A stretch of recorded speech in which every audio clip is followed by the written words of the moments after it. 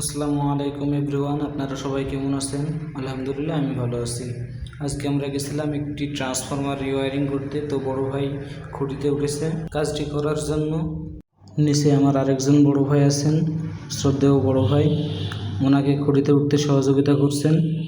মূলত এটা একটা 25 কেভি ট্রান্সফরমার। এর আগে যে ওয়ারিংটা করা আছে এটা দুর্বল ওয়ারিং।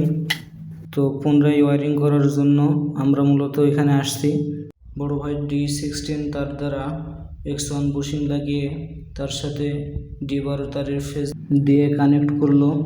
এরপর X2 বুশিং থেকে পুরাতন ওয়ারিংটা রিমুভ করলো। নিচে আমার শ্রদ্ধেয় বড় ভাই 3 স্ট্যান্ড কপার তার সুন্দর করে কয়েল করে উপরে তুলে দিল। উপর থেকে বড় ভাই সুন্দর করে তারটি রিসিভ করলো। তারটা রিসিভ করার পরে কয়েল ছাড়িয়ে X2 বুশিংয়ে সুন্দর করে সংযোগ দিয়ে দিল।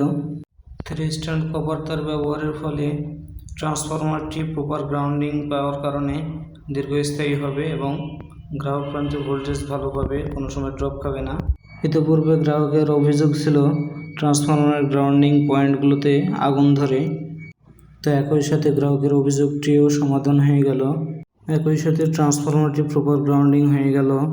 সম্মানিত দর্শক, আপনারা দেখতে পাচ্ছেন বড় ভাই I6 কানেক্টর ব্যবহার করে X2-র সাথে নিউট্রালের সংযোগ করে ওয়ারিং কাজ সম্পূর্ণ করছেন।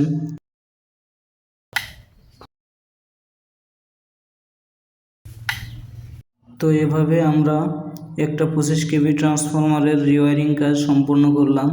আপনারা সবাই ভালো থাকবেন, আমাদের জন্য দোয়া করবেন। ধন্যবাদ ভিডিওটি সম্পূর্ণ দেখার জন্য।